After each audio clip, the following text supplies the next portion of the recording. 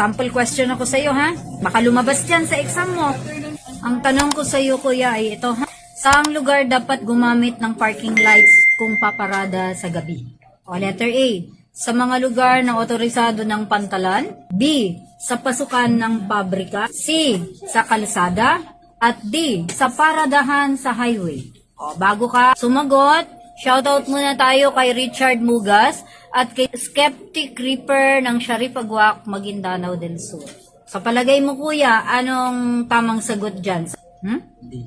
Sa paradahan sa highway? Pag sinabi mong paradahan, parking area yan. Hindi ka na kailangan parking lights kasi walang danger. Kasi paradahan talaga siya. Ang may danger ay kung magpapark ka sa kalsada. Kasi first and foremost, ang kalsada hindi parking area.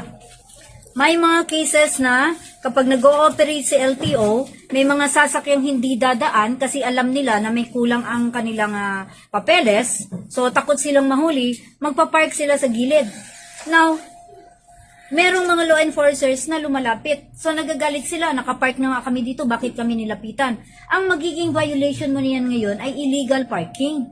Lalo na kapag ang gulong mo ay nakatapak sa highway, sa kalsada. Kasi ang kalsada is not intended ng parkingan ng sasakyan.